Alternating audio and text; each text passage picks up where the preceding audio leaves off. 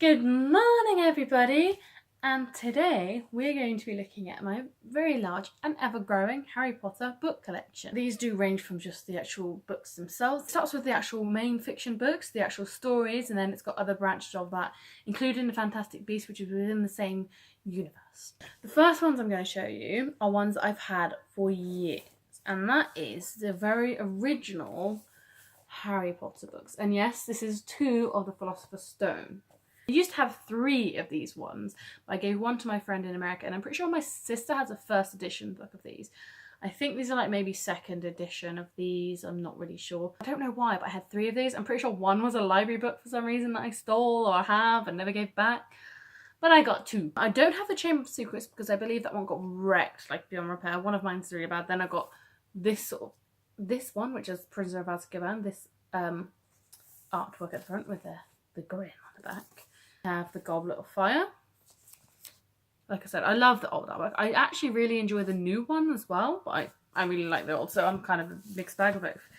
Then I do not have the old version of Order of the Phoenix. I think that one also got wrecked, but I have got the Half-Blood Prince. You can see it's really, really wrecked, and I'm also missing like a few of the back pages. The last sentence on here that I can read is, "I'm going to back to the Dursleys once more because blah blah blah, me too," said Harry, "but it'll be short good." That's basically all that says on that page. So a very wrecked version of this one. As it was very well read, and I'm pretty sure either the Order of the Phoenix or the Half-Blood Prince I would read in the shower. So that's why it got really wrecked, because it got soaked and wet, and I was a kid, so whatever. And then I have the Deathly Hallows. I've obviously kept for more sentimental reasons. Basically, I wanted to reread the books, so I got the whole set, which I got really cheap from The Works, but they have such a nice box. These, I absolutely love the covers of these ones. And that's the Philosopher's Stone. Then we have the Chamber of Secrets. I just love them. I just love the style of these ones. I really, really enjoyed these versions. I have looked at some of the editions in America, and I did not like any of them. I think they're a bit plain and they didn't seem that well done for me personally. Prisoner of Azkaban, that one's so pretty. The Goblet of Fire. Order of the Phoenix, which is probably my favourite book and the biggest. I love it. Prince, which is it's not similar, it's similar in this version in terms of the scene that they chose to depict, which is obviously the fire scene. I love this one because the detailing in it is amazing. Not that this one's terrible.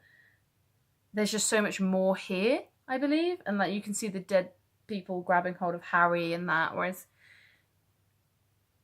this one is a bit more, I don't know, I feel he looks more grown up in that one, more his age, similar to the young girl. Oh, there's one of Snape here at the back, which is so much how I imagined him to be. So much like what I imagined he would be like. And those. But like I said, he looks quite similar to how he does as a kid here, which I suppose is like a bad point, as you can see from this version as well. He's very similar to how he was, which is, you know, I think I needed the full set, because obviously my set was a bit wrecked. One of the books I got, which I got for Christmas, which my uncle got me, is this massive page-to-screen complete magical journey book. It is so big, but it's so pretty. It talks about transferring stuff from the books to the screen, but I love everything that's in them. I love so much. It's just really nice to see like how they did a lot of things. Oh, the Deathly Hallows, that's a good page to turn to. Oh, I love these books, and I was so happy to get it because I got this book for Steph, looking at it with her when I gave it to her, and I was like, oh, I should have got myself one, but I'm really happy because my uncle got me one in the end for Christmas, which was really nice. Second lot I am now collecting are the actual books again, but the artistic ones, and oh my god, I love them. I feel like he's captured Jim Kay, who's the illustrator of them. He's captured like what I thought of the books when I was a child. Like I love how much more magical it feels in here. These horrible people, you know, yes. It was like such a perfect pictures of them. The next one is The Chamber of Secrets. Another absolutely beautifully illustrated book. They're honestly amazing. I can't imagine how the Order of the Phoenix is going to come out because these are already really thick. Travelling with Hagrid on the little boat from the island. Picture on the front, which is King's Cross Station. The ghost party. No, when the ghosts come in, actually, I believe. Oh, Professor Quirrell. Oh, that was creepy. I remember seeing that. I remember being, oh, Hedwig. I don't know. I think that's how. No, I don't know. That's the. Oh, that must be the Burrow. The Prisoner of Azkaban. And it's already so thick. Like, look how thick this is. And I can't imagine what the Order of the Phoenix is going to look like, considering how thick that book is. But I'm looking forward to seeing it. It's one of my favourite, absolute favourite books. So I'm really hoping he really captures like the imagination that I feel from the other 3 books. This is Nocturne Alley. I love the buildings because they're so much, what I loved about them so much is that they're so much like London. London's full of really higgledy-piggledy type buildings. Them flying in a flying car out of King's Cross. Spiders! This picture of Dobby. Oh, I love his version of Dobby. I'm glad that he did his own. I'm so glad that it was his own take on it completely and utterly, and not following off from the movies. It was how he imagined it, and this is him when he finds Tom Riddle's diary and goes into the book. And this is where Hermione gets Crookshanks, and I love it. It's so good, isn't it? His picture of Remus is fantastic. I love it. His Death Eaters. Now, I really, really love the film's Death Eaters. I feel like the film's Death Eaters, because of the CGI that they could do, it was so much more. Whereas I find the illustration of the Death Eaters, while very good, is lacking a bit of substance. I love this picture of Sirius in his dog form though. It's so surreal and scary, like in a good way, but because he thought he was the Grim, but he just looks very menacing. Now this is probably one of my favourite pictures of Harry because it truly helps to depict what his life was like with the Dursleys.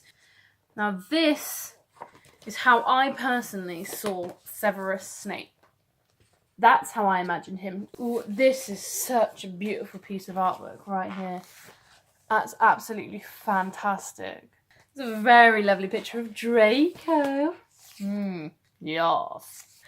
What I love so much about this picture is he looks like a boy, like very much like a child, and I don't know why, but I absolutely adore this picture of Harry here. So finally, for my actual Harry Potter books is this one, which is my Hufflepuff version of the Philosopher's Stone.